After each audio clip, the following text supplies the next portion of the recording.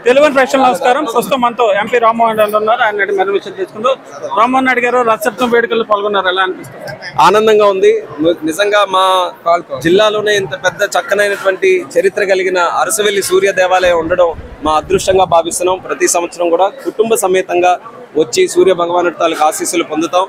ఒకరు ఆరోగ్యంగా ఉండాలన్నా, ప్రకృతి సక్రమంగా సజీవంగా ముందుకు నడవాలన్నా సరే ఆ సూర్య భగవానుడే మనకు కనబడే ప్రత్యక్ష దైవం కాబట్టి ఆయన తాలూకు ఆశీస్సులు అందరికీ కూడా ఉండాలని కోరుకుంటున్నాం. మీరు ఎప్పటి నుంచి రథసప్తమి వేడుకలు పాల్గొంటున్నారు? గతంలో మీరు బయట విదేశాల్లో చదువుకున్నారు, మళ్ళీ తిరిగి రాజకీయాల్లోకి వచ్చినప్పుడే దీని తాలూకా ఇంపార్టెన్స్ తెలుసుకొని మొట్టమొదటి రోజు నుంచి కూడా గత 10 సంవత్సరాలుగా అన్లెస్ ఏదో పార్లమెంట్ సమావేశాలు ఉండి ఢిల్లీలో ఉంటే స్టక్ అయిపోవడం తప్పితే ఖచ్చితంగా లేకపోతే రథసప్తమి నాడు ఇక్కడికే విచ్చేసి మరి ఈ యొక్క టైంలో ప్రతి సంవత్సరం కూడా సూర్య భగవానుడి తాలూకు ఆశీస్సులు మేము పొందుతూనే ఉన్నాం.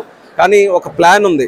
అరసవెల్లి అంటే ఈరోజు ప్రపంచంలోనే ఒక ప్రసిద్ధిగాంచిన ఆలయంగా తయారైంది కాబట్టి మనం చూస్తున్నాం. ఈరోజు అయోధ్య రామ్ టెంపుల్ ఎంత బ్రహ్మాండంగా కట్టారు. అలాగే పూరిలో కూడా పూరిధామ్ని అద్భుతంగా అక్కడ ఉన్నటువంటి ప్రభుత్వం తయారు చేసింది. ఆ స్థాయిలో ఆ శక్తి ఇక్కడ ఈ అరసవెల్లికి కూడా ఉంది కాబట్టి ఖచ్చితంగా రానున్న కాలంలో అదనంగా దీన్ని అభివృద్ధి చేయాల్సినటువంటి బాధ్యత ఉంది. ఒక స్థానిక ప్రజాప్రతినిధిగా అది మా భుజస్కంధాల మీద వేసుకొని నడిపించాలనే ఆలోచన ఉంది.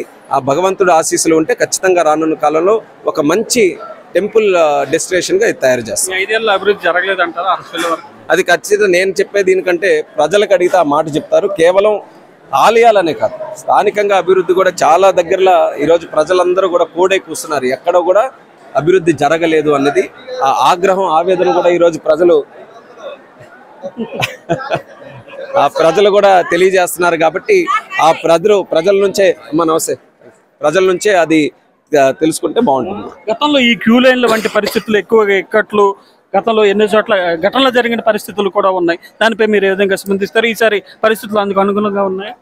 మొట్టమొదటిగా గతంలో జరిగినటువంటి అనుభవాలు ఎప్పుడు కూడా ఒక గుణపాఠం లాంటిది. అధికారులు గతంలో ఏమైనా తప్పులు జరిగినా, గతంలో ఏమైనా లోటుపాట్లు ఉంటే అవి తెలుసుకొని అటువంటివి పునరావృతం కాకుండా జాగ్రత్తలు తీసుకోవాలి. సో ఈసారి తీసుకున్నారని నేను నమ్ముతున్నాను. ఇప్పుడే మొదలైంది. ఈరోజు అంతా సుమారు 1,00,000 మంది భక్తులు ఈరోజు రాబోతున్నారు కాబట్టి చాలా తాకిడి ఎక్కువ ఉన్నప్పుడు ఖచ్చితంగా ఎక్కడైనా కొన్ని పొరపాట్లు జరగవచ్చు. కాకపోతే అధికారులకు మరొకసారి సూచిస్తున్నాను, గతంలో ఏమైనా జరుగుంటే మాత్రం ఇప్పటికైనా సరే దాని నుంచి నేర్చుకొని అవి జరగకుండా చూసుకోండి. దానికి అదనంగా ప్రభుత్వం నుంచి నిధులు కేటాయిస్తే బాగుండేది. కానీ ఆ పరిస్థితి అయితే ఇప్పుడు కనబడట్లేదు కాబట్టి ఖచ్చితంగా ప్రభుత్వం నుంచి ఇంకొంచెం సహకారం అందింటే బాగుండేదని నేను తెలియజేస్తున్నాను. ఇది శ్రీకాకుళం ఎంపీ కింజరాపు రామ్మోహన్ రెడ్డి గారు చెప్తున్నమాట. అరసవెల్లి ఆదిత్యని దర్శించుకోవడం తనకి ఎంతో ఆనందంగా ఉందని, ఏదైతే గడిచిన చిన్ననాటి తనం నుంచి అరసవెల్లి ఆదిత్యని దర్శించుకోవడం, ఆయన ఆశీస్సులు తీసుకోవడం తనకు ఒక అనలేని అనుభూతి ఇస్తుందని రామ్మోహన్ రెడ్డి చెప్తున్నారు. ఇంకోవైపు ఈ అరసవెల్లి ఆదిత్యని ఆలయాన్ని ఇంకా అభివృద్ధి చేయాల్సిన అవసరం ఎంతో ఉందని రామ్మోహన్ రెడ్డి చెప్తున్నారు. శ్రీకాకుళం నుంచి ప్రశాంత్, తెలుగు వన్ న్యూస్.